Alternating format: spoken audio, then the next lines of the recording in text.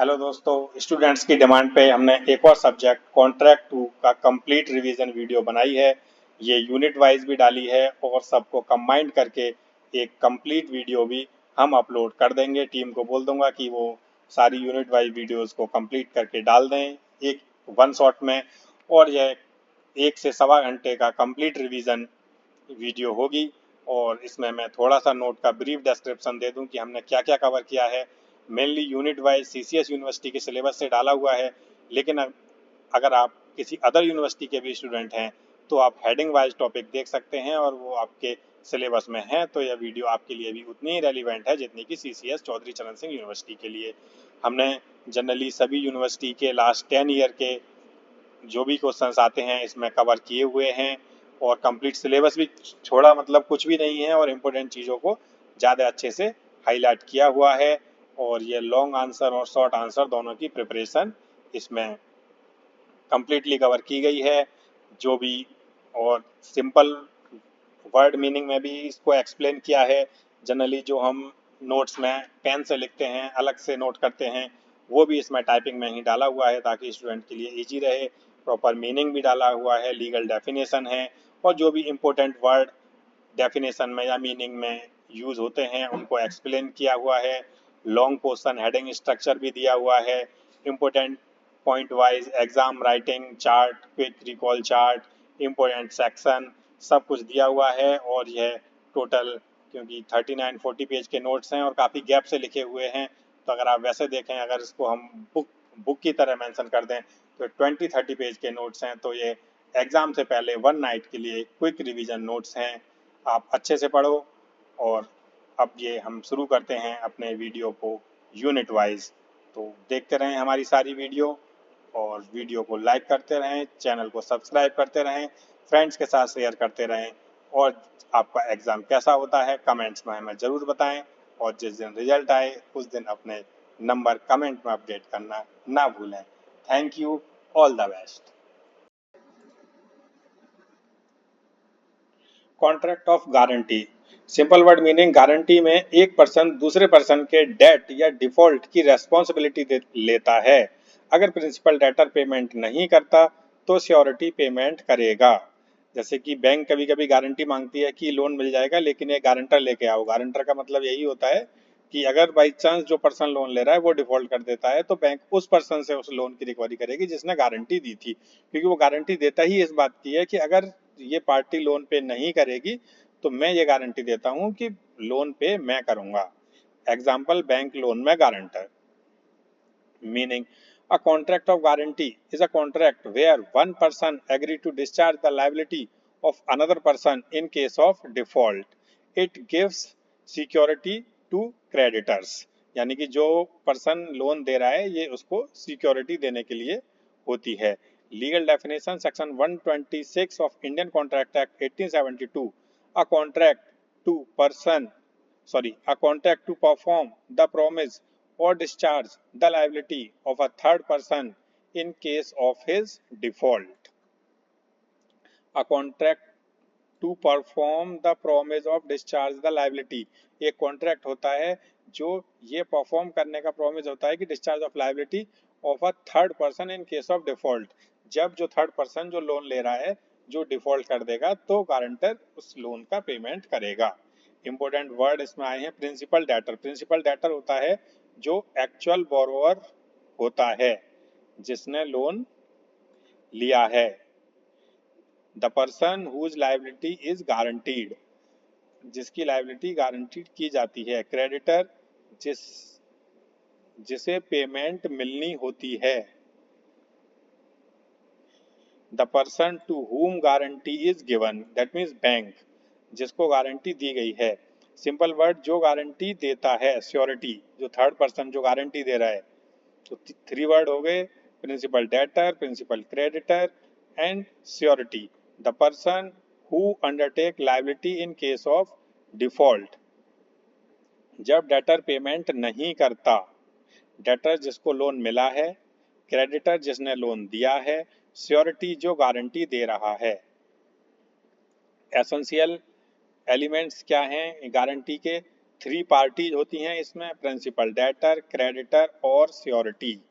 Existence of date होता है, valid date होना नेसेसरी है, प्रॉमिस टू पे, श्योरिटी डिफॉल्ट होने पर पेमेंट का प्रॉमिस करता है, वैलिड कॉन्ट्रैक्ट, गारंटी में लॉफुल कॉन्ट्रैक्ट होना चाहिए। ये वर्ड तो आप हर जगह डाल सकते हो, क्योंकि कॉन्ट्रैक्ट वही हैं जो लॉफुल होने चाहिए और वैलिड होने चाहिए। किसी इलीगल कार्य के लिए कोई गारंटी का कॉन्ट्रैक्ट करते हैं और फिर कोर्ट में जाके उसको एनफोर्सेबल नहीं करा सकते। Type of guarantee, please video को स्किप मत करना है, भले ही टाइम कम है तो स्पीड फॉरवर्ड करके रन कर लेना। बाकी मैं कोशिश कर रहा हूँ कि टाइम वेस्ट ना करें, सीधा टॉपिक पर रहें, सो दैट हम उसे 1 से 2 घंटे में पूरा टॉपिक कवर कर पाएं for revision purpose. Type of guarantee, specific guarantee,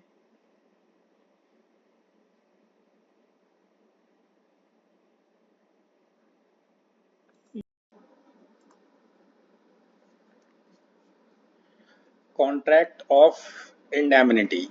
simple word में समझते हैं। इंडेमनिटी का मतलब होता है किसी पर्सन को होने वाले फाइनेंशियल लॉस से प्रोटेक्शन देना।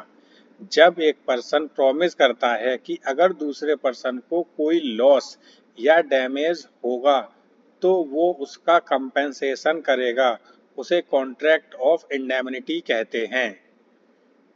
जनरली आपने देखा होगा कि कोई एक पर्सन श्योर कर देता है कि मैं इसके बिहाफ पे गारंटी देता हूं कि अगर कुछ लॉस हुआ तो मैं पैसे दूंगा, आप कॉन्ट्रैक्ट कर लीजिए। तो वही होता है कॉन्ट्रैक्ट ऑफ इंडेमनिटी। एग्जाम्पल में इंश्योरेंस कंपनी प्रॉमिस करती है कि एक्सीडेंट होने पर इंश्योर्ड पर्सन का लॉस कंपनसेट करेगी। जैसे हम व्हीकल इंश्योरेंस करा के रखते हैं तो इंश्योरेंस कंपनी की गारंटी होती है कि अगर हमारी कार का एक्सीडेंट होता है तो इंश्योरेंस कंपनी उसके रिपेयर के पैसे देती है, जैसे सेम हेल्थ इंश्योरेंस या लाइफ इंश्योरेंस में भी। तो ये सभी जो इंश्योरेंस कॉन्ट्रैक्ट होते हैं कॉन्ट्रैक्ट ऑफ इंडेमनिटी के अंतर्गत आते हैं। अब इसका मीनिंग देख लेते हैं लॉ की लैंग्वेज में। अ contract of indemnity is a contract in which one person promised to compensate the other party for any loss suffered due to the conduct of the promisor or any other person. It is mainly used for financial protection against expected losses. That means जो अभी हमने बात की थी ये insurance वगैरह में term use होती है। इसकी डेफिनेशन दी गई है सेक्शन 124 इंडियन कॉन्ट्रैक्ट एक्ट में। A contract by which one party promised to save the other from loss caused to him by the conduct of the promiser। जो प्रॉमिस कर रहा है या तो उसी की वजह से कोई लॉस होता है तो वो देगा, या वो प्रॉमिस कर रहा है कि किसी भी वजह से कोई लॉस होगा तो वो देगा। By conduct of promisor himself और by conduct of another person. जैसे इंश्योरेंस कंपनी में लॉस होता है तो वो इंश्योरेंस कंपनी की वजह से लॉस नहीं होता, लॉस तो होता ही है, लेकिन इंश्योरेंस कंपनी इंडेमनिफाई करती है कि कोई लॉस होगा तो इंश्योरेंस कंपनी पैसे देगी। तो ये मीनिंग और सेक्शन आपको एग्जाम में लिखना है, लेकिन ये सिंपल वर्ड मीनिंग ये जस्ट आपको समझाने के लिए डाला हुआ है, ये लिखना नहीं है, ये आपको समझने और रिकॉल करने में इजी रहेगा। आपको नोट्स पे साथ साथ जनरली हम होता है कि बाकी टीचर जो नोट्स देते हैं वो यहाँ से शुरू कर देते हैं मीनिंग डेफिनेशन से, तो ये सिंपल वर्ड हमें साथ साथ नोट करने होते हैं, लेकिन आपके लिए यहाँ पे सब कुछ करके डाला हुआ है। यूट्यूब पे मुश्किल ही है कि आपको इतने अच्छे नोट्स मिले हैं, बहुत मेहनत से ये नोट्स आपके लिए बना के डाले गए हैं, कृपया ध्यान से पढ़ें। अब ये जो ऊपर कुछ इंपोर्टेंट टर्म आई थी यहाँ पे उनको एक्सप्लेन किया है। इंडेमनीफायर, अब इंडेमनीफायर कौन होता है? जो पर्सन कंपनसेशन देने का प्रॉमिस करता है, जैसे कि अपने केस में थी insurance company. Indemnifier insurance company हो गई, ये आप चाहो तो अपने पास नोट कर लेना। The person who promise to compensate the loss. Indemnity holder, जो लॉस होने पर जैसे कंपनसेट मिलता है, जैसे अगर हमने इंश्योरेंस कराया तो हम इंडेमनिटी होल्डर हो गए कि हमारे पास इंडेमनिटी है कि कोई लॉस हो गया तो हमें उसके पैसे मिलेंगे। ये कभी कभी छोटे 4-4 नंबर वाले क्वेश्चन में आ जाता है और बड़े क्वेश्चन में भी आप इनको डिफाइन कर दोगे तो काफी अच्छा इम्पैक्ट पड़ेगा, और जो हमारा टारगेट है 60+ हम उसे इजीली अचीव कर पाएंगे। लॉस, फाइनेंशियल डैमेज या लीगल लायबिलिटी, इसे तो सब जानते ही हैं। एनी फाइनेंशियल इंजरी और liability suffered. Essential element of contract of indemnity. Indemnity के कॉन्ट्रैक्ट के एसेंशियल एलिमेंट क्या है? फर्स्ट, 2 पार्टीज होनी चाहिए, कॉन्ट्रैक्ट में दो पार्टी होती हैं, इंडेमनीफायर और इंडेमनिटी होल्डर। अभी इनको हमने एक्सप्लेन ऊपर ही कर दिया है। तो दो पार्टियां होनी चाहिए, इंडेमनीफायर और indemnity holder. Promise to compensate, loss को कंपनसेट करने का प्रॉमिस होना चाहिए। एक पार्टी दूसरी पार्टी का लॉस कवर करने का प्रॉमिस करती है। One party promises to compensate the other for loss. Loss must occur, loss होना चाहिए। ये नहीं कि हमने प्रॉमिस किया है कि लॉस हो जाएगा हम पैसे देंगे और दूसरी पार्टी वो लॉस होने से पहले ही मांगने आ जाए कि आपका इतना प्रॉमिस था, मुझे वो पैसे दे दो, तो वो नहीं मिलेंगे। एक्चुअली या सर्टेन लॉस होना चाहिए, एक्चुअल भी होना चाहिए और सर्टेन भी, लॉस हुआ कितना है। ऐसे नहीं कह सकते हाँ जी लॉस तो हुआ है, कुछ हुआ है, बस पैसे दे दो, ये नहीं पता कि लॉस कितना हुआ है। तो ऐसे केस में कोई भी पैसे नहीं मिलेंगे। Liability arise on occurrence of loss, liability तभी अराइज होगी जब लॉस हो जाएगा। Validity of contract, contract lawful और वैलिड होना चाहिए, यानी कि इंडेमनिटी किसी ऐसे काम के लिए होनी चाहिए जो लीगल होना चाहिए। वैसे नहीं कह सकते कि उस आदमी का मर्डर करके आओ इतने पैसे मिलेंगे। तो ऐसे किसी इलीगल कॉन्ट्रैक्ट के लिए कोई इंडेमनिटी नहीं होनी चाहिए और वैलिड होनी चाहिए। यानी किसी ने दिया है कि अगर एक जनरली आप देखोगे कि जनरल इंश्योरेंस जो होते हैं बाइक और कार के ईयरली बेसिस पे होते हैं। तो अगर 1 ईयर का इंश्योरेंस है, अगर लॉस 1 साल के बाद होता है तो वो कॉन्ट्रैक्ट वैलिड ही नहीं है, तो वहां पे हमें कुछ भी पैसे नहीं मिलेंगे। तो वही यहाँ पे लिखा गया है कि कॉन्ट्रैक्ट वैलिड होना चाहिए और लॉफुल होना चाहिए। ऑल एसेंशियल और valid contract must be fulfilled, क्योंकि ये भी एक कॉन्ट्रैक्ट है, तो जो भी एक वैलिड कॉन्ट्रैक्ट में एसेंशियल होते हैं वो सारे एसेंशियल यहाँ फुलफिल होने चाहिए। Right of indemnity holder, indemnity holder का क्या राइट है। Section 125 right to recover damage, court के डैमेज, कोर्ट से डैमेज रिकवर कर सकता है। इंडेमनिटी होल्डर को राइट है कि अगर उसे डैमेज नहीं मिल रही है इन जनरल तो वो कोर्ट में जा सकता है और अपनी डैमेज क्लेम कर सकता है। राइट टू रिकवर कॉस्ट, अब जो भी उसकी कॉस्ट हुई है कोर्ट में जाने में तो उसके वो लीगल एक्सपेंस को भी रिकवर कर सकता है। Right to recover compromise amount, अगर कुछ अमाउंट आपस में सेटल हो जाता है कि जी पूरा लॉस तो नहीं दे रहे, 1 लाख का लॉस हुआ है, इसको 80,000 में सेटल कर सकते हैं, तो वह सेटलमेंट अमाउंट रिकवर कर सकता है। और जो आपको लॉन्ग क्वेश्चन आएगा वो आपको पूरा डिफाइन करना है, इंट्रोडक्शन भी देना है। इंट्रोडक्शन में हमारा मीनिंग हो गया था, डेफिनेशन देनी है, पार्टीज टू इंडेमनिटी देनी है, एसेंशियल एलिमेंट देने हैं, राइट टू इंडेमनिटी होल्डर देने, इंपोर्टेंट केस लॉ देने हैं और कंक्लूजन में आप लिख सकते हो जो भी आपने ऊपर कवर किया है। तो आपका क्वेश्चन पूरा कंप्लीट होगा और आप ये पॉइंट बाई पॉइंट दोगे तो आप 20 नंबर के क्वेश्चन पर बड़े आराम से 15 और 16 नंबर आपको मिल जाएंगे। अदरवाइज आप जनरल लिख के छोड़ देते हैं तो 8 या 10 नंबर भी उस पर मुश्किल से आते हैं। ये एक रिकॉल चार्ट बना लिया है, चार्ट बना दिया गया है आपके लिए ताकि आप चीज़ों को रिकॉल कर पाएं और एग्जाम में आपको याद आ जाए। तो कॉन्ट्रैक्ट ऑफ इंडेमनिटी में इंडेमनीफायर होता है, प्रॉमिस होता है, लॉस होता है, लॉस फाइनेंशियल डैमेज का होता है, प्रॉमिस होता है उसको प्रोटेक्शन देने के लिए और इंडेमनीफायर कंपनसेशन देता है। इंपॉर्टेंट केस लॉ हैं, ये आप पढ़ लेना, याद कर लेना, क्योंकि यहाँ मैं इनको पढ़ूंगा तो कोई फायदा नहीं है, टाइम वेस्ट होगा, क्योंकि हमें ये 1 से 1.5 घंटे में पूरा रिवीजन क्लास भी कवर करनी है ताकि आप एग्जाम से पहले 1 नाइट इसको रिवीजन के लिए सुन सको और 2 दिन पहले 2 या 3 दिन पहले भी अगर आप देख रहे हो तो प्रॉपर ये नोट्स आपको PDF में फ्री में अवेलेबल मिल जाएंगे। आपको नोट करने की कोई ज़रूरत नहीं है, ये वीडियो की डिस्क्रिप्शन में आपको नोट मिल जाएंगे। और मोस्ट इम्पोर्टेंट चीज़, ये नोट फ्री में अवेलेबल हैं, तो आपको ऐसा नहीं है कि मैं नोट डिस्क्रिप्शन में अपना फ़ोन नंबर दे रहा हूँ, आप कॉल कर रहे हैं और मैं उसके लिए बोल रहा हूँ कि नोट के लिए 200 रुपये लगेंगे या 150 रुपये लगेंगे। जनरली बाकी टीचर करते हैं लेकिन मेरे साथ ऐसा कुछ नहीं है, आपको नोट फ्री में मिलेंगे। बस मेरा टारगेट इतना ही है कि बस आप 60+ अचीव करो। बस जब भी आपका रिजल्ट आएगा या आप जब एग्ज़ाम दे के आओगे तो कमेंट में मुझे बता देना कि एग्ज़ाम कैसा हुआ है और जब रिजल्ट आए तो कमेंट में मार्क्स लिख देना, बस यही मेरी फीस है। और बाकी आप समझदार हो, चैनल को सब्सक्राइब, वीडियो को लाइक शेयर तो आप कर ही दोगे, वो मुझे कहने की जरूरत बिल्कुल भी नहीं है। नेक्स्ट टॉपिक,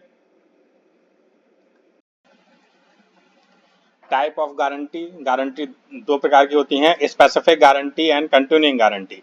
स्पेसिफिक गारंटी सिर्फ एक ट्रांजैक्शन के लिए, वो पर्टिकुलर ट्रांजैक्शन के लिए होती है कि हम गारंटी देते हैं, guarantee for a single transaction. Continuing guarantee और मल्टीपल ट्रांजैक्शंस के लिए, guarantee extending to a series of transaction. इसमें या तो एक लिस्ट ऑफ ट्रांजैक्शन होता है या फॉर अ टाइम पीरियड होती है, जिसमें कि इस टाइम पीरियड में जो भी ट्रांजैक्शन होंगे उसके लिए हम गारंटर हैं। राइट ऑफ श्योरिटी, श्योरिटी के क्या क्या राइट होते हैं? तो श्योरिटी के राइट होते हैं against principal debtor, against creditor और अगेंस्ट को sureties. Against principal debtor paid amount recover कर सकता है, जो उसने अमाउंट दिया है वो उसे वापस मांग सकता है। अगेंस्ट क्रेडिटर सिक्योरिटी का बेनिफिट ले सकता है, जिस सिक्योरिटी के अगेंस्ट लोन दिया गया था तो लोन रीपे तो सिक्योरिटी कर देगा, लेकिन जो सिक्योरिटी है उसका वो बेनिफिट ले सकता है।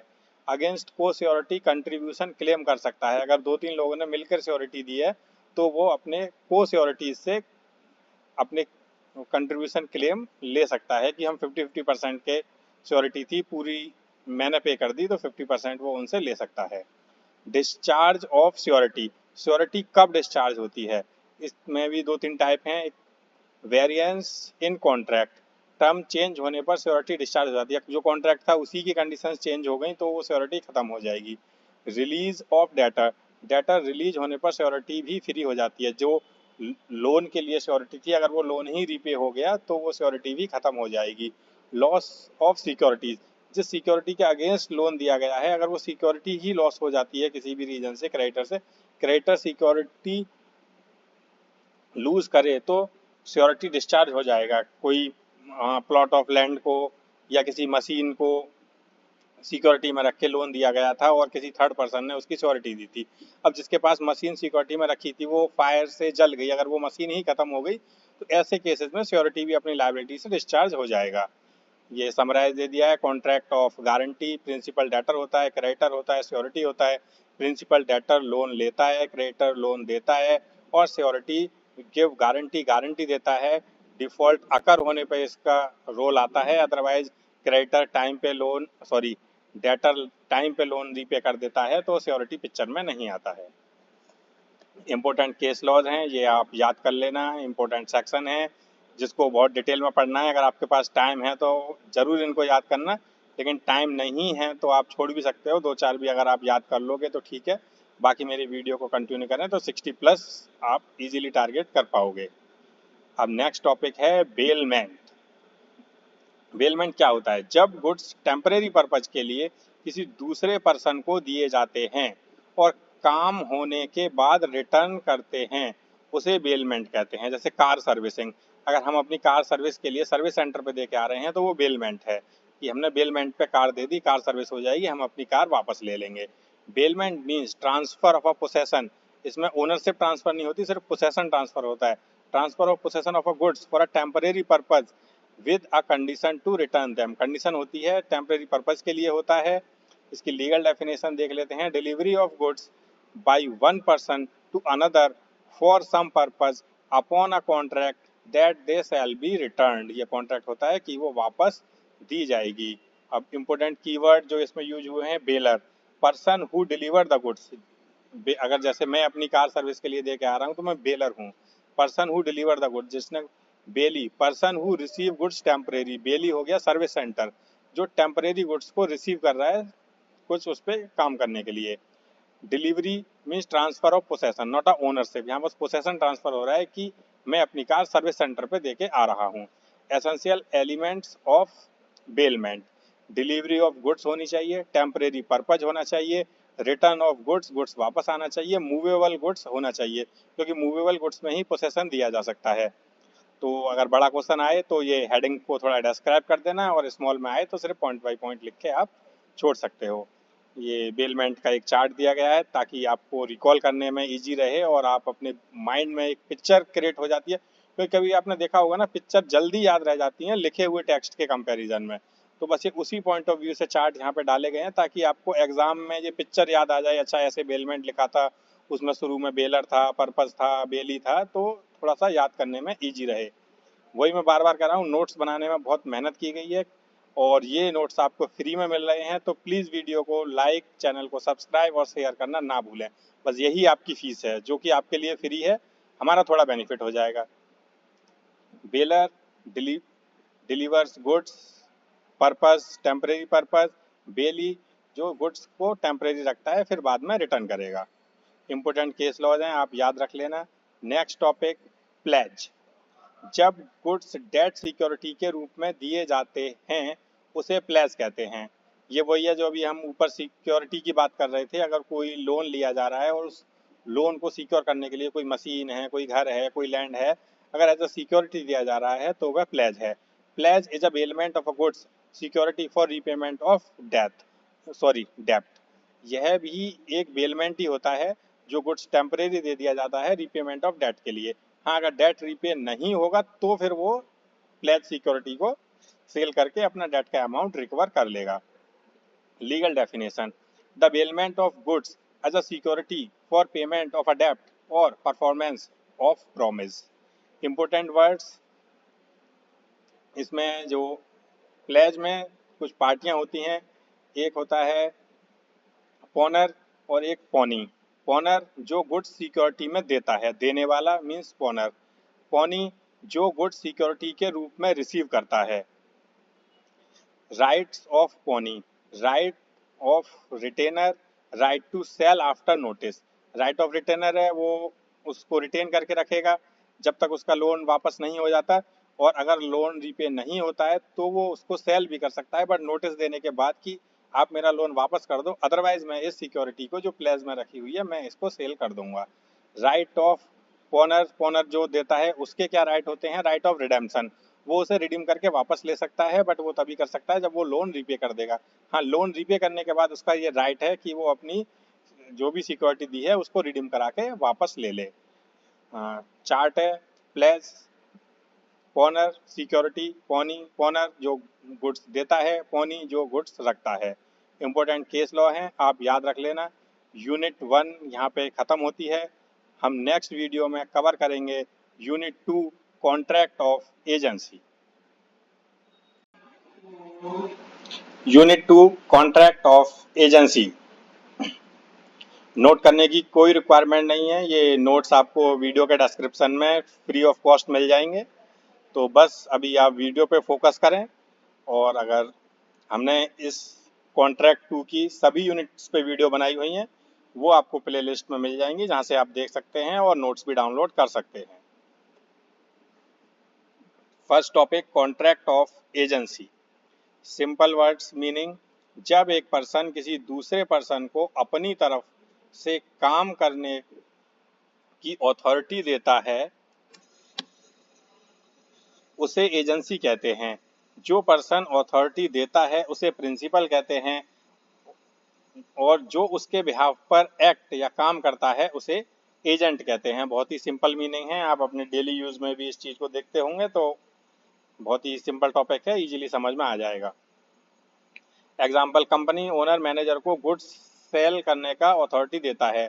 जो सेल की एजेंसी होती हैं जैसे पेप्सी, कोको कोला, तो डायरेक्ट कंपनी से सेल नहीं होती, इनके एजेंट होते हैं जो एजेंसी खोल के बैठे होते हैं, और वो कंपनी से सामान आता है, वो इनके बिहाफ पे सेल करते हैं, और अपना एक कमीशन होता है जिसे प्रॉफिट के रूप में अपने पास रखते हैं। A contract of agency is a legal relationship where one person authorise another person to act on his behalf in dealing with the third parties. The act of the agent is legally bind the principal. जो भी agent act कर रहा है, ये काफी important line है, अगर agent ने कुछ गलत कर दिया तो उसके लिए प्रिंसिपल ही रेस्पॉन्सिबल होगा, क्योंकि एजेंट प्रिंसिपल के बिहाफ पर काम कर रहा है। Sorry. Legal definition, section 182 of Indian contract act, an agent is a person employed to do any act for another or to represent another in dealing with the third person। जैसे कि कोई showroom है, या कोई जैसे अब ये battery के शोरूम या गैस एजेंसियां होती हैं, तो थर्ड पर्सन कस्टमर हो गए। एजेंट थर्ड पर्सन कस्टमर से डील कर रहा है ऑन बिहाफ ऑफ प्रिंसिपल, जिस कंपनी का वो प्रोडक्ट सेल कर रहा है। प्रिंसिपल जो अथॉरिटी देता है, the person who appoints another person to act on his behalf, जो एक तरह से एजेंट को अपॉइंट करता है वो प्रिंसिपल है। एजेंट, इसी में ये भी कवर हो गया, जो अपॉइंट किया जा रहा है वो एजेंट है, जो प्रिंसिपल की तरफ से काम करता है। A person authorised to act for another, जो प्रिंसिपल के बिहाफ पे काम कर रहा है वो एजेंट है। थर्ड पार्टी, थर्ड पार्टी जिसके साथ एजेंट डीलिंग करता है। ये एक टाइप से कस्टमर हो गए। The outsider with whom the agent contract. Authority, काम करने की लीगल पावर जो प्रिंसिपल एजेंट को देता है, legal power given to agent. Essential elements of a agency contract, two parties होती हैं, प्रिंसिपल और एजेंट होना नेसेसरी है, किसी एक पार्टी से एजेंसी का कॉन्ट्रैक्ट नहीं हो सकता। कॉम्पिटेंट प्रिंसिपल, प्रिंसिपल मेजर और साउंड माइंड होना चाहिए, यानी वो एक सिंपल सा मीनिंग है, वो एक कॉन्ट्रैक्ट करने की कॉम्पिटेंट पार्टी होनी चाहिए, क्योंकि एजेंसी भी एक टाइप का कॉन्ट्रैक्ट है, एजेंसी कॉन्ट्रैक्ट। तो जिस टाइप से एक कॉन्ट्रैक्ट में पार्टियां कॉम्पिटेंट टू कॉन्ट्रैक्ट होनी चाहिए, यहाँ पे भी प्रिंसिपल कॉम्पिटेंट होना चाहिए। कोई अगर माइनर बच्चा है या कोई साउंड माइंड का पर्सन नहीं है तो वह एजेंसी का कॉन्ट्रैक्ट नहीं कर सकता। Principal must be a competent to a contract. Authority, agent को अथॉरिटी दी जाती है। नोट्स बहुत ही अच्छे मैनर में एक्सप्लेन किए गए हैं। जनरली नोट्स होते हैं तो हम उस पर हाथ से कुछ अपने कीवर्ड ऐसे लिखते हैं कि जिसके थ्रू वो नोट्स हमें अपने माइंड में रिकॉल हो जाए, इजी लैंग्वेज बन जाए, जो याद हो जाए।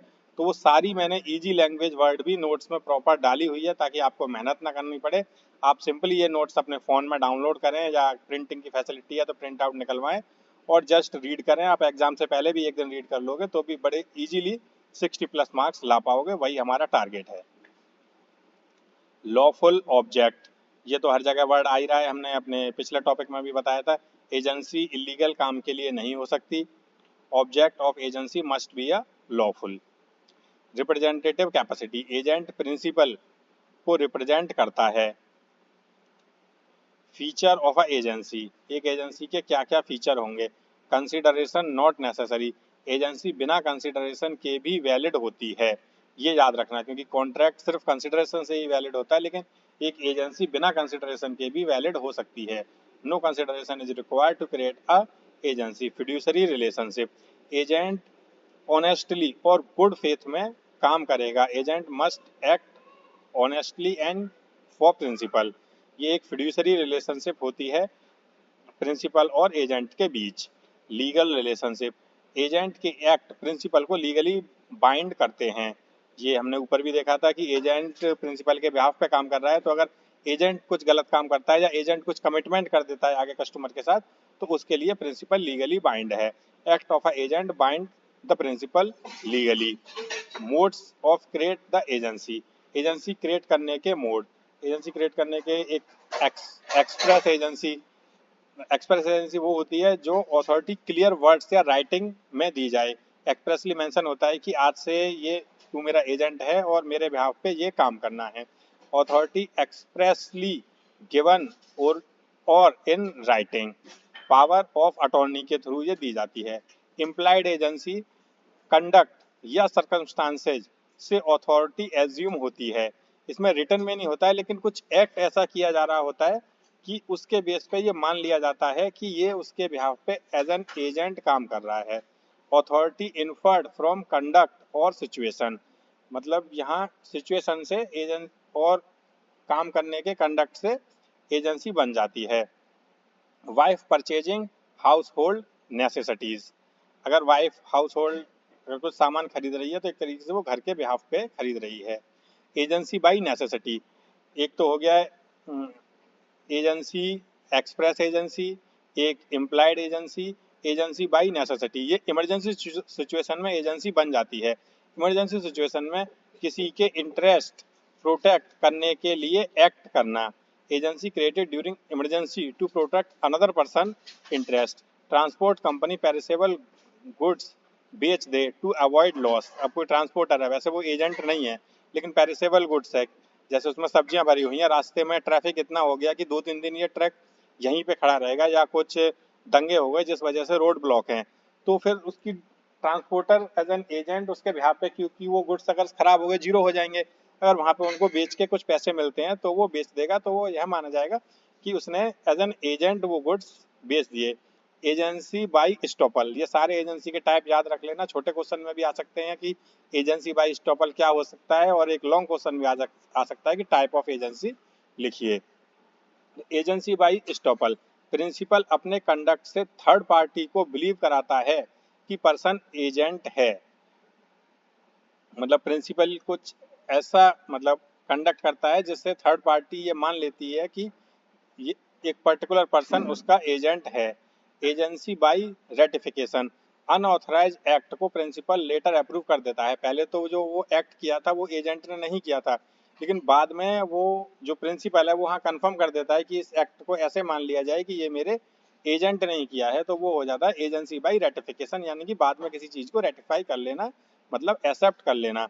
Subsequent approval of unauthorise act, जब किया गया था जब वो ऑथराइज नहीं था, लेकिन सब्सिक्वेंटली उसे अप्रूव कर दिया गया। ये आपके लिए चार्ट है। क्रिएशन ऑफ एजेंसी एक्सप्रेस हो सकती है, इम्प्लाइड हो सकती है, नेसेसिटी से हो सकती है, एस्टोपल से हो सकती है और रेटिफिकेशन से हो सकती है। टाइप ऑफ एजेंट, एजेंट कितने प्रकार के होते हैं? Mercantile agent, broker, factor, goods possession में रखना, और auctioneer, commission agent, del credere agent, payment guarantee भी देता है। ये सब आप रीड कर लेना, बड़े ही सिंपल सिंपल टर्म्स हैं। अथॉरिटी ऑफ एजेंट, एजेंट की अथॉरिटी क्या होती है? Clearly granted authority, express authority होती है, इम्प्लाइड अथॉरिटी होती है, पोटेंशियल अथॉरिटी होती है, थर्ड पार्टी को विजिबल अथॉरिटी अपीयर होती है। ड्यूटीज ऑफ एजेंट, एजेंट की ड्यूटी क्या है? एजेंट प्रिंसिपल के इंस्ट्रक्शन को फॉलो करता है। तो फॉलो इंस्ट्रक्शंस, ये जो टॉपिक ऊपर पढ़ाए हैं उसी को आप ध्यान से समझोगे, अपने आप ऑटोमेटिकली ड्यूटीज निकल के आ जाएंगी। हमें पता ही है कि एजेंट को प्रिंसिपल के इंस्ट्रक्शन फॉलो करने होते हैं। Use reasonable skill and care, क्योंकि वो एज ए प्रिंसिपल के बिहाफ पे ही काम करता है, तो गुड्स को ऐसे मतलब इस रीजनेबल उनकी स्किल और केयर की जाती है जैसे वो अपने ही गुड्स हों। मेंटेन अकाउंट्स, अकाउंट्स मेंटेन करने होते हैं, कितने गुड्स आए, कितने सेल कर दिए, किस रेट पे सेल कर दिए, कितना स्टॉक बचा है, क्या प्रॉफिट था, क्या लॉस था। अवॉइड कन्फ्लिक्ट ऑफ इंटरेस्ट, बीच में कोई कन्फ्लिक्ट ऑफ इंटरेस्ट नहीं होना चाहिए, काम को इस टाइप से मैनेज करना चाहिए। कम कम्युनिकेट प्रॉपरली, आपस में प्रॉपर कम्युनिकेशन होना चाहिए। राइट्स ऑफ एजेंट, एजेंट के क्या राइट होते हैं? राइट ऑफ रेम्यूनरेशन, अब एजेंट फ्री में तो काम नहीं करेगा, राइट ऑफ रेम्यूनरेशन या कमीशन, या तो उसे मंथली सैलरी मिलेगी या जो भी वो सेल कर रहा है उस पर कमीशन मिलेगा। राइट ऑफ लेन, अगर उसकी पेमेंट नहीं आती तो वो गुड्स को अपने पास रोक सकता है। Right of retainer, expense deduct कर सकता है, उसके जो एक्सपेंस आ रहे हैं वो ले लेगा। Right of indemnity, lawful acts के लिए कंपेशन मिलता है, सॉरी कंपनसेशन मिलता है, क्योंकि वह प्रिंसिपल के बिहाफ पे काम कर रहा है, तो कुछ अगर लीगल उसके पास लाइबिलिटी आएगी तो प्रिंसिपल ही उसके लिए रेस्पॉन्सिबल है, उसके लिए उसे कंपेंसेशन का भी राइट है। डेलीगेशन ऑफ अथॉरिटी, डेलीगेट्स नन प्रोटेस्ट डेलीगेयर, एजेंट नॉर्मली अथॉरिटी किसी को ट्रांसफर नहीं कर सकता। ये हमारा एक मैक्सिम यूज हो गया, इसे याद कर लेना। डेलीगेटस, डेलीगेट में इसे खुद डेलीगेट होकर अथॉरिटी मिली है तो ये आगे उस अथॉरिटी को डेलीगेट नहीं कर सकता। A delegate can not further delegate the authority. Exception, trade custom, business custom allow करते हैं तो डेलीगेशन वैलिड है, कुछ एक्सेप्शनल कंडीशन में डेलीगेशन हो जाता है। Ministerial act, simple clerical acts delegate हो सकते हैं। इमरजेंसी, कुछ इमरजेंसी की सिचुएशन में डेलीगेट हो सकते हैं। सब एजेंट, जो पर्सन ओरिजिनल एजेंट के कंट्रोल में काम करता है, यानी कोई बड़ा एजेंट था उसने अपने अंडर और छोटे छोटे एजेंट अपॉइंट कर लिए तो वो एजेंट के भी एजेंट हैं, तो वो सब एजेंट माने जाएंगे। A person appointed by agent under his control. Personal liability of agent, normally agent personally liable नहीं होता, but liable in cases, generally तो वो प्रिंसिपल के बिहाफ पे काम करता है, तो जो भी लीगल लाइबिलिटी या कुछ लाइबिलिटी बनती है तो प्रिंसिपल की होती है, लेकिन इन सम केसेस में एजेंट लाइबल होगा। फॉरेन प्रिंसिपल, अगर प्रिंसिपल फॉरेन है तो इंडियन गवर्नमेंट एजेंट को ही पकड़ेगी, उसे एजेंट से मतलब है वो प्रिंसिपल से बात एजेंट करे। अनडिस्क्लोज प्रिंसिपल, अगर प्रिंसिपल डिस्क्लोज ही नहीं कर रखा है, कोई सीक्रेट पर्सन है, पता ही नहीं कि प्रिंसिपल कौन है, तो वहाँ पे भी एजेंट लाइबल होगा। और एक्सप्रेस एग्रीमेंट, अगर एग्रीमेंट में ही एक्सप्रेसली लिखा हुआ है कि किसी भी एक्ट के लिए एजेंट लाइबल है तो वहाँ पे एजेंट लाइबल होगा। टर्मिनेशन ऑफ एजेंसी, एजेंसी खत्म कैसे हो सकती है? By revocation, principal authority cancel कर सकते हैं, प्रिंसिपल अपनी उस अथॉरिटी को रिवोक कर लेता है एजेंसी को, तो एजेंसी खत्म हो सकती है। बाई रेनुसिएशन, एजेंट खुद एजेंसी लीव कर सकते हैं। एजेंट प्रिंसिपल खत्म कर रहा था तो रिवोकेशन, और एजेंट खत्म कर रहा है तो renunciation. And by completion of business, जिस काम के लिए एजेंसी थी वो काम ही खत्म हो गया तो एजेंसी खत्म हो जाएगी। बाई डेथ और इंसैनिटी, प्रिंसिपल या एजेंट की डेथ या एजेंसी टर्मिनेट हो सकती है। दोनों में से किसी की डेथ हो गई तो agency by insolvency, principal insolvent होने पर एजेंसी टर्मिनेट। अगर प्रिंसिपल ही दिवालिया हो गया, इंसॉल्वेंसी हो गया, बैंकरप्ट हो गया तो एजेंसी खत्म हो जाएगी। एजेंसी कपल्ड विद इंटरेस्ट, जब एजेंट का सब्जेक्ट मैटर में पर्सनल फाइनेंशियल इंटरेस्ट हो तो वो कहलाती है agency coupled with interest. Agency where agent has a personal interest in subject matter, ऐसी एजेंसी रिवोक नहीं की जा सकती बिफोर प्रोटेक्टिंग इंटरेस्ट। ये फिर चार्ट है, contract of agency, creation, authority, duties, right, termination. ये कंप्लीट रिवीजन हो जाएगा। क्रिएशन होता है express, implied, necessity, estoppel and ratification से। अथॉरिटी दी जाती है, एक्सप्रेस होती है, इम्प्लाइड होती है और ट्रांसेबल होती है। ड्यूटीज होती है, ओबे ऑर्डर, ऑर्डर मानना है, केयर एंड स्किल करना है, गुड्स को अकाउंट्स बनाने हैं, ऑनेस्टी के साथ रखना है। राइट होते हैं रेमुनरेशन का, लेन का, रिटेनर का, इंडेमनिटी का। टर्मिनेट हो सकती है रिवोकेशन से, डेथ से, इंसॉल्वेंसी से एंड कंप्लीशन से, सॉरी प्रोजेक्ट कंप्लीट होने से। थोड़ा जल्दी जल्दी पढ़ाना पड़ रहा है ताकि वीडियो इतनी बड़ी ना हो जाए कि ताकि वो रिवीजन का पॉइंट ऑफ व्यू ही खत्म हो जाए। ये important case law and important section है, ये आप याद रख लेना। एंड अपना नेक्स्ट टॉपिक नेक्स्ट वीडियो में कवर करेंगे sale of goods act 1930। Please video को लाइक, चैनल को सब्सक्राइब और अपने दोस्तों के साथ शेयर जरूर करना। नोट्स बिल्कुल फ्री अवेलेबल हैं और बस हमारी फ़ीस यही है कि आप 60+ लाओ, हमें अपनी फ़ीस अपने आप मिल जाएगी। आपका एग्ज़ाम कैसा गया है कमेंट में ज़रूर बताएं और जिस दिन रिजल्ट आए तो प्लीज़ कमेंट करें कि जिसने भी ये वीडियो देखी थी उसके कितने मार्क्स आए हैं। All the best for your exam and next video के लिए देखते रहें unit sales of goods act 1930 हम नेक्स्ट वीडियो में कवर करते हैं। Thank you, all the best. Sales of goods act 1930 ये कॉन्ट्रैक्ट 2 का नेक्स्ट पार्ट है और जैसा कि आपको पता ही है सबको, नोट्स काफ़ी अच्छे से बनाए गए हैं जिसमें कि जो कीवर्ड आप जनरली नोट्स पे हाथ से लिखते हैं ताकि नोट्स याद रह जाएं, वो भी यहाँ प्रॉपर टाइप करके डाले हुए हैं और आपको साथ साथ नोट करने की कोई ज़रूरत नहीं है। ये सभी नोट्स वीडियो की डिस्क्रिप्शन में फ्री में अवेलेबल हैं जहाँ से आप डाउनलोड कर सकते हैं। बस वीडियो को लाइक करते रहें, अपने दोस्तों के साथ शेयर करते रहें, चैनल को सब्सक्राइब कर दें, बेल आइकन दबा दें तो बहुत अच्छा है ताकि जब मैं इस टॉपिक पे नेक्स्ट वीडियो अपलोड करूं आपके पास नोटिफिकेशन आती रहे। कॉन्ट्रैक्ट ऑफ सेल, जब एक पर्सन अपने मूवेबल गुड्स दूसरे पर्सन को मनी के बदले ट्रांसफर करता है उसे कॉन्ट्रैक्ट ऑफ सेल कहते हैं। हम सबको पता ही है, हम मार्केट में जाते हैं, कुछ भी परचेज करते हैं तो गुड्स मूवेबल होता है, हम गुड्स लेते हैं, पैसे देते हैं, गुड्स का ट्रांसफर होता है तो वह कॉन्ट्रैक्ट ऑफ सेल होता है। Example mobile phone purchase. Meaning, a contract of sale is a contract in which ownership of a goods is transferred by the seller to the buyer for a price consideration necessary है। Legal definition section 4 Sales of Goods Act 1930, a contract whereby the seller transfer or agree to transfer the property in goods to the buyer for a price। immediate transfer जरूरी नहीं है, seller transfer और agree to transfer की ये particular date पे transfer हो जाएगा। Like online हम कुछ सामान परचेज करते हैं तो गुड्स जब शिप होता है तो 2-3 दिन बाद होता है तो वो एग्री टू ट्रांसफर होता है कि आपका ऑर्डर बुक हो गया, ये विद इन 5 से 7 डेज आपको मिल जाएगा। इंपॉर्टेंट वर्ड्स जो इसमें यूज हुए हैं, सेलर जो गुड्स बेचता है, the person who transfer ownership of goods, buyer ownership transfer हो रही है। सिर्फ पोसेशन से काम नहीं चलेगा सेल्स में, सेल्स में पोसेशन प्लस ओनरशिप दोनों ट्रांसफर होती है।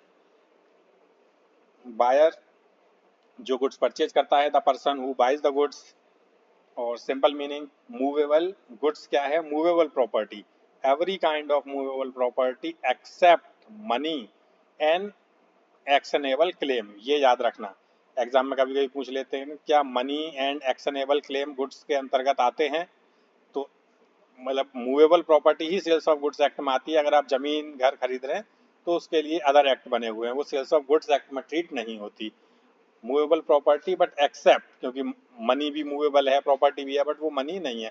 Actionable claim, bill of exchange वगैरह, तो मनी एंड एक्शनेबल क्लेम को छोड़ के सभी मूवेबल प्रॉपर्टी गुड्स में आती हैं।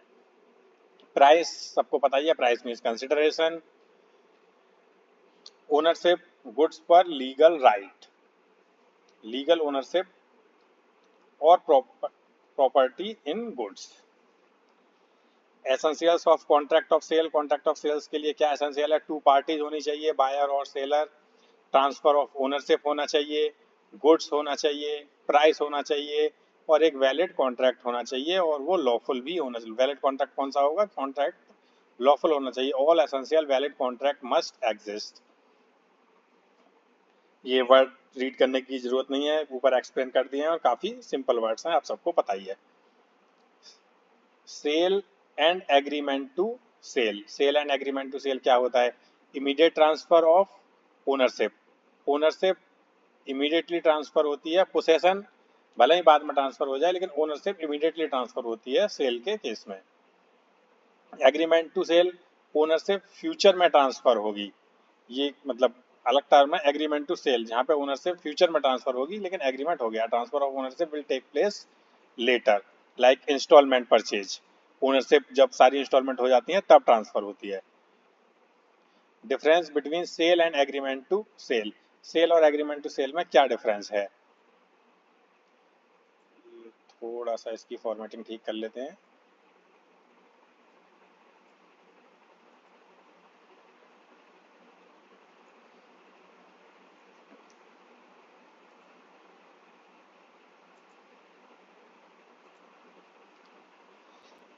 सेल ओनरशिप इमीडिएट ट्रांसफर होती है, एग्रीमेंट टू सेल में फ्यूचर ट्रांसफर होती है।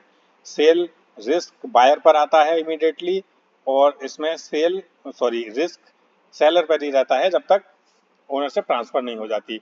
Executed contract, executory contract, executed contract मतलब कॉन्ट्रैक्ट एग्जीक्यूट हो चुका है, एग्जीक्यूटरी कॉन्ट्रैक्ट मतलब फ्यूचर में कॉन्ट्रैक्ट एग्जीक्यूटेड होगा। ये चार्ट है। कॉन्ट्रैक्ट ऑफ सेल में सेलर होता है, गुड्स होता है, बायर होता है, पे प्राइस, बायर प्राइस पे करता है, सेलर ट्रांसफर ऑफ ओनरशिप करता है। गुड्स, जो गुड्स ऑलरेडी एग्जिस्ट हैं सिर्फ उन्हीं के लिए सेल हो सकता है। फ्यूचर गुड्स के लिए goods existing at the time of contract होने चाहिए। ऐसा नहीं कि फ्यूचर में मेरे पास एक चीज आएगी वो मैं आपको सेल करूंगा, तो उसके लिए कॉन्ट्रैक्ट ऑफ सेल नहीं हो सकता। फ्यूचर में मैन्युफैक्चर होने वाले गुड्स, ये फ्यूचर गुड्स होते हैं। Goods to be manufactured later. Contingent goods, uncertain event पर डिपेंड करता है। Goods depend upon the uncertain event. Condition and warranties, condition essential terms होती है। ये गुड्स में होता है ना कि इतने टाइम की वारंटी है। A condition is a essential stipulation of a contract. Warranty secondary term होती है। Warranty is a collateral stipulation, सिर्फ डैमेज क्लेम होता है, मतलब गुड्स चेंज नहीं होता वारंटी में, गुड्स रिपेयर हो जाता है। Difference between condition and warranty, essential term है, कंडीशन सभी एसेंशियल टर्म है कि ये कंडीशन गुड्स के साथ हैं। वारंटी सेकेंडरी टर्म है। कॉन्ट्रैक्ट कैंसल पॉसिबल, अगर कंडीशन मीट नहीं होती जो कॉन्ट्रैक्ट के साथ लगी हुई है तो कॉन्ट्रैक्ट कैंसिल हो सकता है, लेकिन वारंटी में ओनली डैमेजेस मिलेगी। इनका मेजर इंपॉर्टेंस होता है, ये माइनर इंपॉर्टेंस होता है। Implied condition, condition as to title, seller के पास वैलिड ओनरशिप होनी चाहिए। अगर सेलर के पास ही ओनरशिप नहीं है तो वो ऐसे गुड्स को सेल नहीं कर सकता। Seller must have a good title, तभी वो टाइटल दूसरे को ट्रांसफर किया जा सकता है। अगर सेलर ही उसको रेंट पे लेके बैठा है तो फिर उसको सेल नहीं कर सकता। Sale by description, goods description के अकॉर्डिंग होना चाहिए, जो डिस्क्रिप्शन में मेंशन है गुड्स वही होना चाहिए। सेल बाई सैंपल, सैंपल और एक्चुअल गुड्स सेम होने चाहिए, जो सैंपल दिखाया था वही एक्चुअल होना चाहिए। मर्चेंटेबल क्वालिटी, गुड्स यूजेबल क्वालिटी के होने चाहिए, ऐसा नहीं कि स्क्रैप उठा के दे दिया। Goods should be reasonable fit for use. Implied warranty, buyer peacefully goods use करे। फ्री फ्रॉम चार्ज, मतलब गुड्स पे कोई लोन वोन नहीं होना चाहिए, गुड्स हिडन चार्ज से फ्री होने चाहिए। Sale by sample, section 17, buyer sample देखकर गुड्स परचेज करते हैं। Sale based on sample shown to buyer, bulk goods sample जैसे होने चाहिए। Sale by description, goods exactly description के अकॉर्डिंग होने चाहिए। Goods must correspond with description. Online shopping product mismatch में रिटर्न हो जाता है, इसीलिए डाला गया है। रूल ऑफ सीवेट एम्पटर, ये थोड़ा सा इंपॉर्टेंट है, याद रखना, आने के चांसेस बहुत रहते हैं। सीवेट एम्पटर क्या होता है? सीवेट एम्पटर, बायर बी अवेयर, यानी बायर को भी बी अवेयर रहना है। ये लैटिन टर्म है, सीवेट एम्पटर, बायर बी अवेयर। बायर को परचेज से पहले गुड्स प्रॉपरली चेक करने चाहिए। The buyer must inspect goods before purchasing. Exceptions of सीवेट एम्पटर, मिस रिप्रेजेंटेशन, मतलब वैसे तो बायर की रिस्पॉन्सिबिलिटी बनती है कि वो गुड्स परचेज के टाइम अपना मतलब ड्यू केयर दे, उन पर ध्यान दे, बी अवेयर रहे, लेकिन ये इसके एक्सेप्शन है। अगर मिस रिप्रेजेंटेशन, अगर सेलर ने इन्फॉर्मेशन गलत दी है तो सीवेट एम्पटर लागू नहीं होगा। सेलर रॉन्ग इन्फॉर्मेशन दे, fraud, seller intentionally defect hide करे, मतलब गलती से डिफेक्ट नहीं है, सेलर को पता था डिफेक्ट है और उसने उसको इंटेंशनली हाइड किया। सेल बाय डिस्क्रिप्शन, जो डिस्क्रिप्शन डाली गई थी वो ही इनकरेक्ट थी, एक्चुअल गुड्स अलग था, वो डिस्क्रिप्शन अलग थी, तो इन केसेस में सीवेट एम्पटर लागू नहीं होगा। Sale by sample, sample different है। और ड्यूटीज ऑफ सेलर, सेलर की क्या क्या ड्यूटीज होती हैं? सेलर की ड्यूटी है डिलीवरी ऑफ गुड्स, गुड्स को डिलीवर करना, transfer of ownership, ownership transfer करना, delivery as per contract, contract के टर्म्स के अकॉर्डिंग डिलीवरी करना। ड्यूटीज ऑफ बायर, बायर की क्या क्या ड्यूटीज हैं? गुड्स को एक्सेप्ट करना, प्राइस पे करना, अप्लाई फॉर डिलीवरी, डिलीवरी लेने की रेस्पॉन्सिबिलिटी बायर की होती है।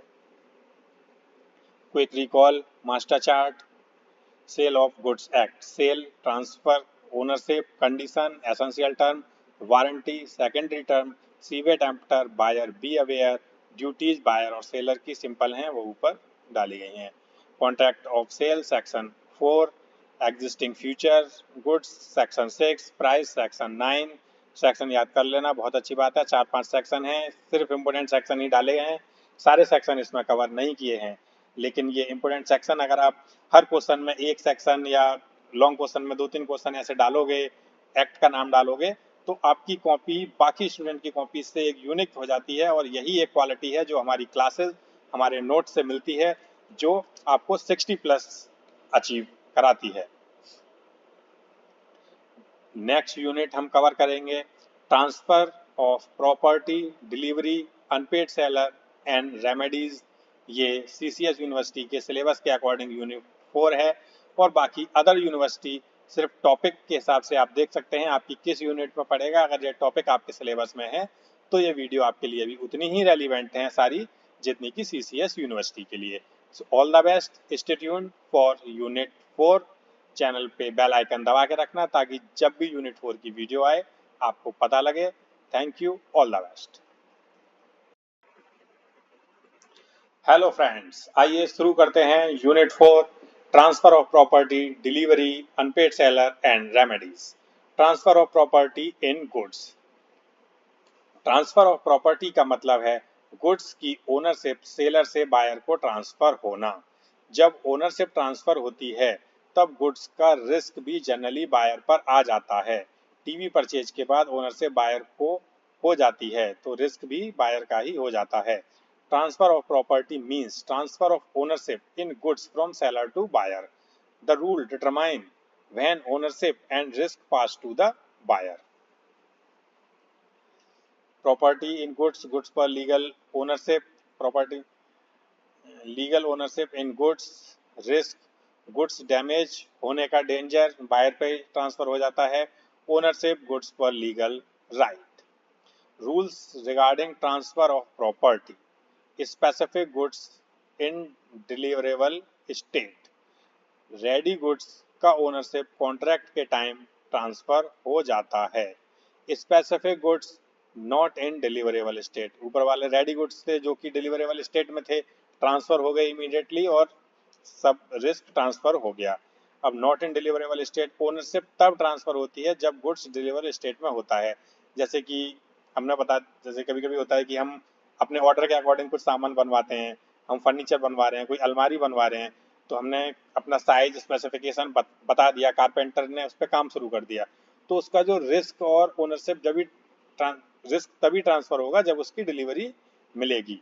ओनरशिप तब ट्रांसफर होती है जब गुड्स डिलीवर में आता है, और ओनरशिप के साथ ही रिस्क अटैच है, जहां ओनरशिप आ जाएगी वहां रिस्क भी आ जाएगा। Ownership passes after goods become deliverable, जब वो डिलीवरेबल हो जाएंगे तभी ओनरशिप पास होगी। अनसर्टेन गुड्स, ओनरशिप ट्रांसफर तब होती है जब गुड्स आइडेंटिफाइड हो जाए। अभी गुड्स ही नहीं पता, लाइक जैसे ये फ्लैट, फ्लैट तो चलो नॉन मूवेबल में आ गया, लेकिन कभी कभी कुछ ऐसा लॉट सिस्टम होता है कि हम कुछ सामान परचेज कर रहे हैं, हमारा लॉट निकला तो वो हमको सामान मिलेगा, लेकिन अभी जब लॉट निकला ही नहीं है, कुछ सामान आइडेंटिफाइड ही नहीं है कि हमारा कौन सा वाला सामान है, तो वहाँ पे ओनरशिप और रिस्क ट्रांसफर नहीं होता। Ownership passes only after ascertainment, जब पर्टिकुलर गुड्स आइडेंटिफाइड हो जाए कि यही गुड्स हमसे बिलोंग करता है, ये गुड्स हमारे लिए ट्रांसफर होगा। Goods sent on approval, approval मिलने पर ओनरशिप ट्रांसफर होती है। Ownership passes after buyer approve the goods, कभी कभी क्या होता है कि कुछ गुड्स देखा, लेकिन जब तक हम अप्रूव नहीं करेंगे कि हाँ हम ये ले रहे हैं, वो ओनरशिप ट्रांसफर नहीं होगी। Transfer of property, specific goods जो कि डिलीवरेबल हैं, डिलीवरेबल कंडीशन में, स्पेसिफिक गुड्स में दोनों ही आ जाते हैं, deliverable undeliverable. Uncertain goods, goods अभी मतलब सर्टेन ही नहीं है कौन सा गुड्स ट्रांसफर होगा। अप्रूवल गुड्स जो कि बायर की अप्रूवल के बाद ही ट्रांसफर होते हैं। डिलीवरी ऑफ गुड्स, गुड्स को सेलर से बायर तक ट्रांसफर करना ही डिलीवरी कहलाता है। डिलीवरी का meaning, delivery means a voluntary transfer for possession from seller to buyer. Actual delivery, goods physical deliver किए जाते हैं, बुक हैंड टू हैंड देना। Symbolic delivery, symbolic item delivery किया जाता है। वेयर हाउस की हैंड ओवर करना, कोई वेयर हाउस था उसमें गुड्स रखे, हमने सारे के सारे गुड्स ले लिए और हम उनको वहीं से यूज करेंगे, या कॉन्ट्रैक्ट था तो उसने की हमें दे दी कि ये सारे गुड्स आपके हुए, तो फिजिकली तो वो वहीं पड़े हैं, लेकिन सिंबॉलिक उनका ट्रांसफर हमारे पास आ गया। Constructive delivery, third person buyer को एक्नॉलेज करता है। गोडाउन कीपर बायर को रिकॉग्नाइज करे, मतलब ये हो गया कि आप जाके गोदाम कीपर से अपने गुड्स ले लेना, तो वो कंस्ट्रक्टिव डिलीवरी हो गई कि बस इंस्ट्रक्शन दे दिए कि हमारा गुड्स है वहाँ पड़ा है, हम बाद में जाके ले लेंगे, ना की डिलीवर हुई ना गुड्स डिलीवर हुआ, बस इंस्ट्रक्शन डिलीवर हो गए। Rule regarding delivery, delivery reasonable time में होनी चाहिए, जो भी कॉन्ट्रैक्ट में फिक्स है, ऐसा नहीं कि आज सेल हो गई 5 साल बाद डिलीवरी हो रही है। कॉन्ट्रैक्ट क्वांटिटी डिलीवर होनी चाहिए, जिस क्वांटिटी करेक्ट क्वांटिटी डिलीवर, जिस क्वांटिटी का एग्रीमेंट हुआ है इतनी क्वांटिटी डिलीवर होनी चाहिए। डिलीवरी प्लेस कॉन्ट्रैक्ट के अकॉर्डिंग होगा, जिस प्लेस पे डिलीवरी देनी थी उसी पर होनी चाहिए। एक्चुअल डिलीवरी, फिजिकल डिलीवरी मतलब एक्चुअल होती है, फिजिकल ट्रांसफर होता है, सिंबॉलिक होती है की डिलीवरी, और कंस्ट्रक्टिव थर्ड पर्सन के through.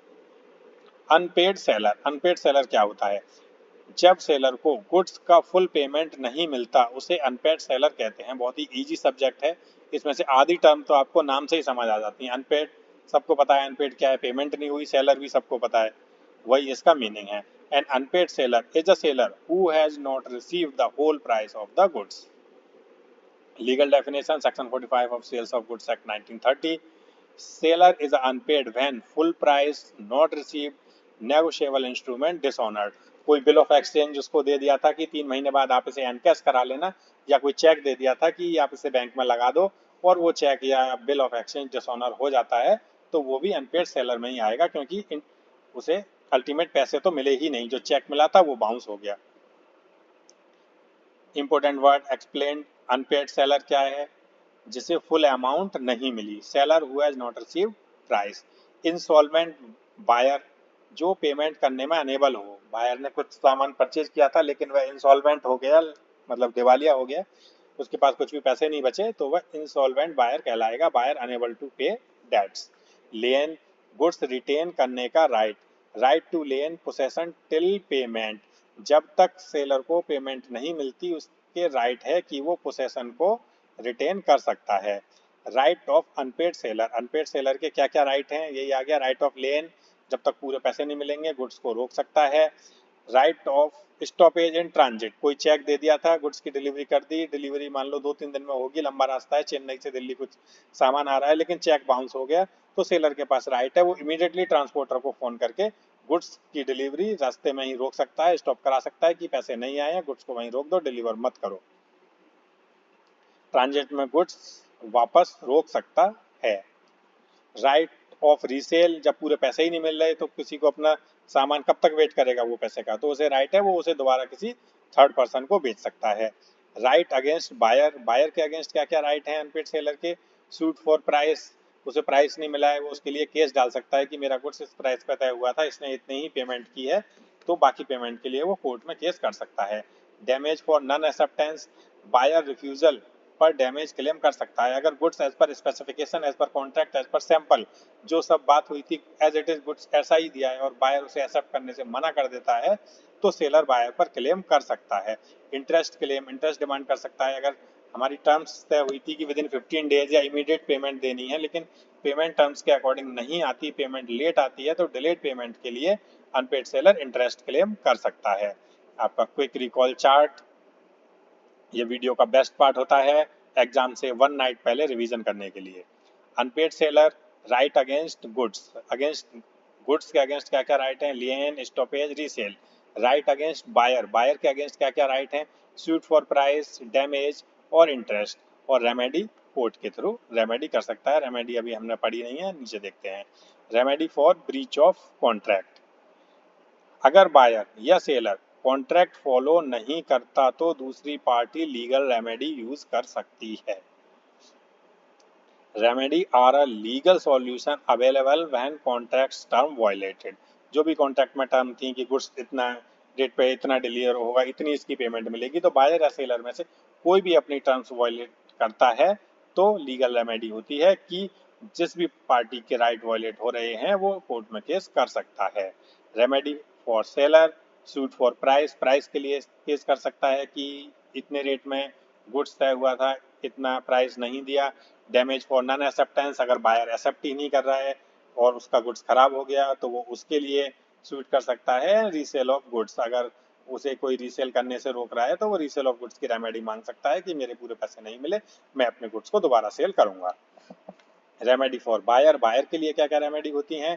Damage for none delivery, अगर गुड्स डिलीवर होना था, उसने डिलीवरी नहीं किया, किसी ने कुछ सामान ऑर्डर किया था, उसके घर में कुछ फंक्शन था और उसका नुकसान हो रहा है, तो वो उसके लिए डिलीवरी डैमेज क्लेम कर सकता है कि मेरा इतना नुकसान हो गया इसकी नन डिलीवरी की वजह से। स्पेसिफिक परफॉर्मेंस सेम ही है, स्पेसिफिक परफॉर्मेंस जो गुड्स देना था, जैसे स्पेसिफिकेशन का देना था, जितनी क्वांटिटी में देना था, वो कंप्लीटली जो भी स्पेसिफाइड था हमारा परफॉर्मेंस पूरी नहीं की। ब्रीच ऑफ वारंटी क्लेम, कोई वारंटी थी कि विद इन 1 ईयर अगर प्रोडक्ट खराब होता है तो उसे वारंटी में रिपेयर किया जाएगा और सेलर वो ब्रीच ऑफ वारंटी करता है तो बायर इसके लिए क्लेम कर सकता है।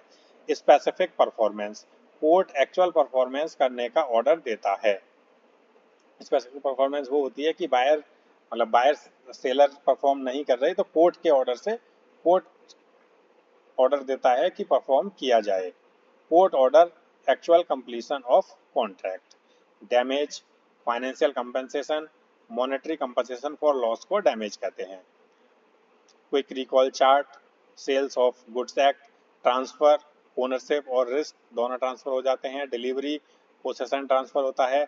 अनपेड सेलर लिएन रीसेल कर सकता है। रेमेडी सेलर और बायर दोनों को होती हैं। डैमेज में फाइनेंशियल कंपनसेशन होता है। इंपॉर्टेंट केस लॉज हैं, एक बार पढ़ लेना, कुछ इंपॉर्टेंट याद भी कर लेना। इंपॉर्टेंट सेक्शंस हैं जो ऊपर यूज हुए हैं। नेक्स्ट यूनिट, अपनी नेक्स्ट और last unit Indian partnership act 1932 next video में कवर करेंगे। All the best for exam. Video देखते रहें, अच्छे से पढ़ते रहें, नोट्स को डाउनलोड करें, पॉसिबल हो तो प्रिंट निकलवा लें, एक बार मेरे साथ वीडियो में देख लें। प्लीज़ वीडियो स्किप ना करें, भले ही स्पीड बढ़ा लें, बाकी स्पीड का ध्यान मैंने खुद भी रखा है क्योंकि ये रिवीजन वीडियो है ताकि आपका ज़्यादा टाइम वेस्ट ना हो। और एक बार आप खुद से रीड कर लें, श्योर आपके 60+ मार्क्स आएंगे। All the best for your exam. Hello friends, अपनी नेक्स्ट और लास्ट यूनिट हम सिलेबस की कवर कर रहे हैं कॉन्ट्रैक्ट 2 की, इंडियन पार्टनरशिप एक्ट। वैसे सीसीएस यूनिवर्सिटी के सिलेबस के हिसाब से लास्ट यूनिट है। अगर आप किसी और यूनिवर्सिटी के स्टूडेंट हैं और आपके सिलेबस में इंडियन पार्टनरशिप एक्ट है तो ये वीडियो आपके लिए भी उतनी ही रेलिवेंट है जितनी कि सीसीएस यूनिवर्सिटी के स्टूडेंट्स के लिए।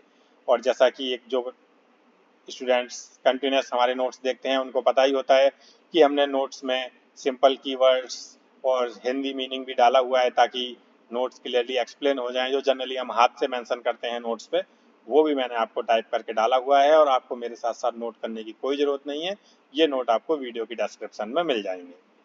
तो पार्टनरशिप, जब दो या दो से अधिक पर्सन मिलकर बिजनेस चलाते हैं और प्रॉफिट शेयर करते हैं उसे पार्टनरशिप कहते हैं।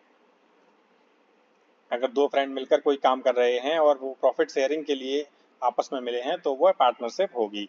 Partnership is a legal relationship between person who agree to carry business together and share profit. Section 4 of Indian partnership act 1932 में इसकी डेफिनेशन दी हुई है। Partnership is a relation between person who have agreed to share profit of a business carried on by all or any of them acting for all। Important words explain। Partner क्या होता है? जो person partnership business में member हो। A person who joins the partnership business. Firm क्या होता है? जो दोनों मिलके जो बिजनेस को बनाते हैं वही फर्म होता है। पार्टनर्स का collective business name. Firm name, business का ट्रेड नेम कुछ भी रख सकते हैं आप अपनी मर्जी से, बस अवेलेबल होना चाहिए वो नेम, ऑलरेडी कोई और यूज ना कर रहा हो, किसी का पेटेंट कॉपीराइट ना हो। Name under which the partnership business is conducted. Mutual agency, partnership एक म्यूचुअल एजेंसी है जो दोनों की सहमति से बनती है। हर पार्टनर दूसरे पार्टनर के एजेंट होता है। Every partner act as an agent of another partner. Profit sharing, business का प्रॉफिट पार्टनर्स में डिवाइड करना।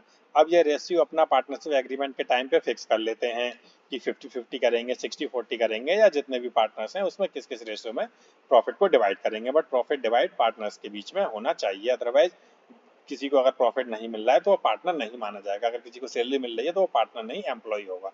Distribution of business profit amongst partner. Essential elements क्या है पार्टनरशिप के लिए? 2 और मोर पर्सन होना चाहिए, मिनिमम 2 होने चाहिए, मैक्सिमम की कोई लिमिट नहीं है। Minimum 2 person necessary. एग्रीमेंट होना चाहिए, पार्टनरशिप एग्रीमेंट होना चाहिए। Partnership arise from an agreement. Lawful business होना चाहिए, किसी इलीगल बिजनेस के लिए पार्टनरशिप नहीं कर सकते, वो लीगली वैलिड पार्टनरशिप नहीं मानी जाएगी। प्रॉफिट शेयरिंग होना चाहिए, प्रॉफिट शेयर का रेशियो कुछ भी हो सकता है, but profit must agree to share, partners must agree to share profit.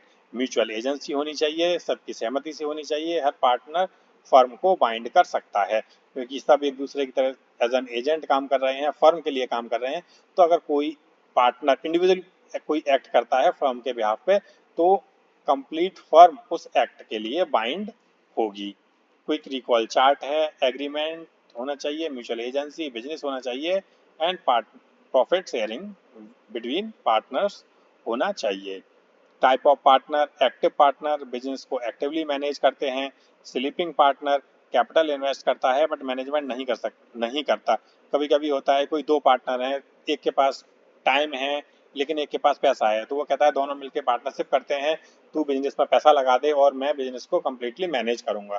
तो जिसने सिर्फ पैसा लगाया लेकिन डे टू डे एक्टिविटी में इन्वॉल्व नहीं है वह स्लीपिंग पार्टनर हो जाता है, और जो डे टू डे एक्टिविटी में इन्वॉल्व है वह एक्टिव पार्टनर होता है। नॉमिनल पार्टनर सिर्फ नाम देते हैं।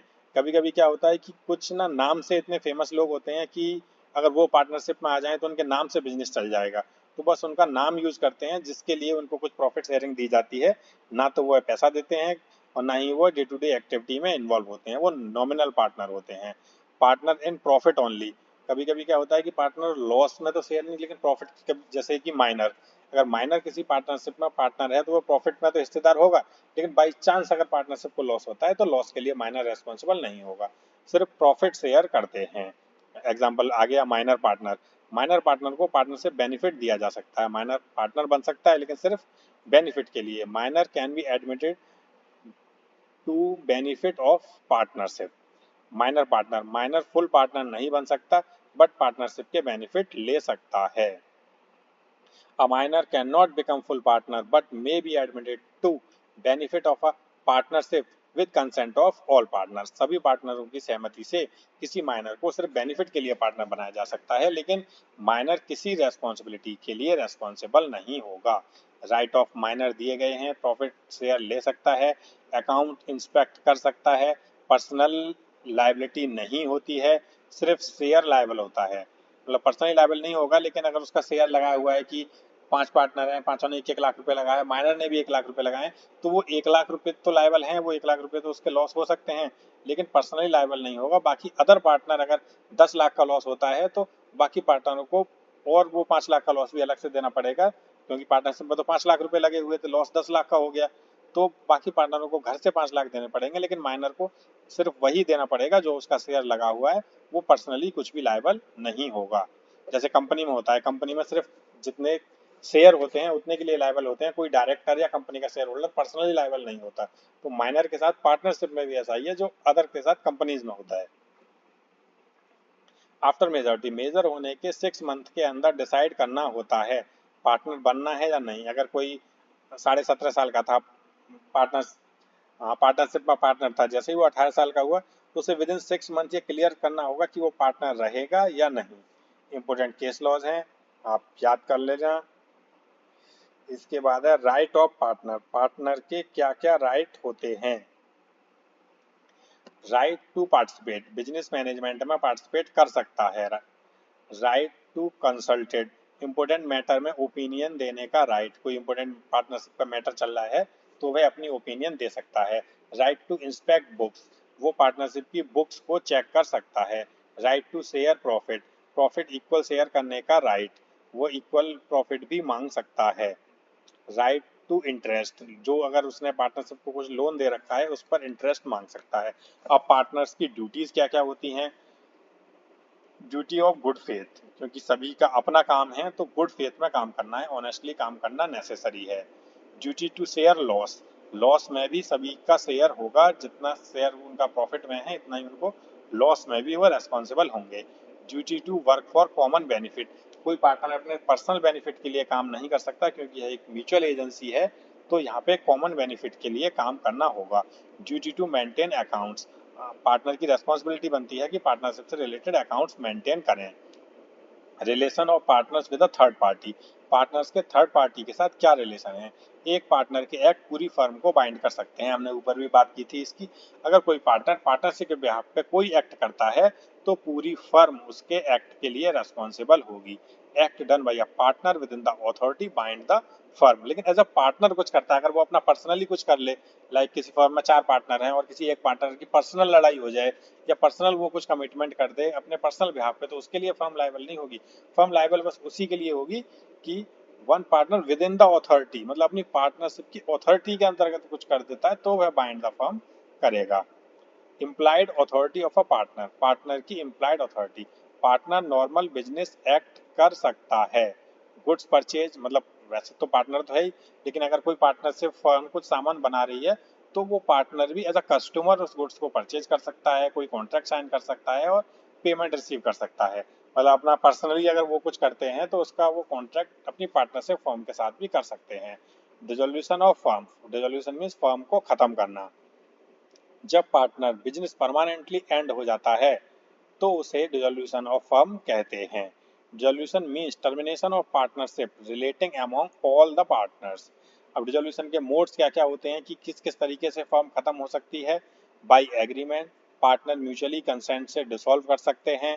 By notice, partner at will notice से डिसॉल्व कर सकते हैं। बाई एग्रीमेंट, सारे पार्टनर आपस में आके बाई नोटिस, कोई पार्टनर नोटिस दे दे कि फर्म को खत्म करो, मुझे तो इससे प्रॉफिट नहीं रहा या मुझे बिजनेस अच्छा नहीं लग रहा, तो वह नोटिस दे सकता है। बाई इंसॉल्वेंसी, अगर पार्टनर इंसॉल्वेंट ही हो जाते हैं, उनके पास पैसा ही नहीं बचा, वो दिवालिया हो गए, तो फिर तो फर्म खत्म ही करनी पड़ेगी। बाई डेथ, पार्टनर डेथ से डिसोल्यूशन हो सकता है, अगर कोई पार्टनर की डेथ हो गई तो पार्टनरशिप वैसे ही खत्म हो जाएगी। बाई कोर्ट, अगर कोर्ट डिसोल्यूशन ऑर्डर दे सकता है, अगर कोई काम इलीगल हुआ या कोई पेमेंट नहीं कर पाई या कोई लीगल एक्ट का वायलेशन कर दिया तो कोर्ट ऑर्डर दे देगा कि इस पार्टनरशिप को खत्म कर दिया जाए। ग्राउंड ऑफ कोर्ट डिसोल्यूशन, किन किन ग्राउंड पे कोर्ट डिसोल्यूशन का ऑर्डर दे सकता है। इंसैनिटी, इंसैनिटी के ग्राउंड पे। परमानेंट इनकैपेसिटी, परमानेंट इनकैपेसिटी हो जाने पर। मिसकंडक्ट, किसी लॉ का वायलेशन कर देने पर। कंटिन्यूस लॉसेज, अगर कंटिन्यूस लॉस ही हुए जा रहे हैं और कोर्ट को लगता है कि इस पार्टनरशिप को डिसॉल्व का ऑर्डर दे दिया जाए तो कर सकते हैं। पार्टनरशिप इम्पॉसिबल होना, अगर कुछ ऐसा हो जाता है कि वो पार्टनरशिप, जैसे कि इंडिया और पाकिस्तान के 2 पर्सन के बीच पार्टनरशिप है, इंडिया पाकिस्तान में वॉर हो जाता है, तो फिर वहां पे वो पार्टनरशिप वैसे ही इम्पॉसिबल हो जाती है कि इन कंट्रीज के लोग आपस में काम नहीं कर सकते, तो पार्टनरशिप को कोर्ट दे देता है। Quick recall chart, partnership agreement, business profit, ये सब होना चाहिए। Partners active sleeping nominal, minor partner benefit, no personal liability, right and duties, profit accounts, good faith, dissolution by court, by notice, by death.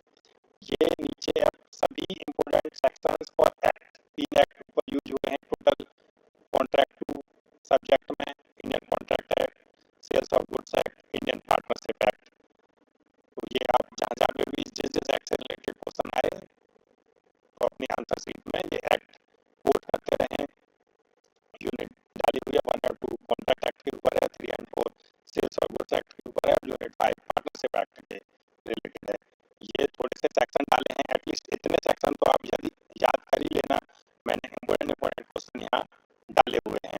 इसमें section 124 indemnity, compensation for loss, ये आप सारे याद कर लेना। बहुत ज़्यादा क्वेश्चन नहीं है, सॉरी बहुत ज़्यादा सेक्शन नहीं है, थोड़े से हैं। आप 2-3 बार रिवाइज करोगे तो इजीली याद हो जाएंगे। इंपॉर्टेंट केस लॉ डाले हुए हैं, ये केस लॉ सारे याद कर लो तो बहुत अच्छी बात है, 10 बार ही होंगे। अगर सारे याद नहीं भी रहते, एक दो भूल भी जाते हो, 8-10 केस लॉ भी इसमें से आपको याद रह जाते हैं, बहुत अच्छी बात है। सारे इंपॉर्टेंट है, इनसे रिलेटेड कोई ना कोई क्वेश्चन एग्जाम में आएगा। छोटा बड़ा क्वेश्चन जो भी आए बस उसमें आप केस लॉ कोट कर देना, सेक्शन नंबर कोट कर देना, तो आपकी कॉपी एकदम कम्प्लीटली यूनिक बन जाएगा। 60+ तो मैं बहुत कम बोल रहा हूँ, अगर आपने सारी चीज़ें ढंग से कोट कर दी तो आप 70 से 80 के बिटवीन भी मार्क्स ला सकते हैं। तो ये आपके नोट्स खत्म होते हैं और बस आप अच्छे से पढ़िए, नोट्स डाउनलोड करिए और एग्जाम के बाद हमें कमेंट में आके बताइए आपका एग्जाम कैसा हुआ। और जब आपका रिजल्ट आए तो उस दिन आप कमेंट में मार्क्स मेंशन करना ना भूलें, क्योंकि वही हमारी फीस है। जिस दिन हम कमेंट देखेंगे कि लोगों के 60+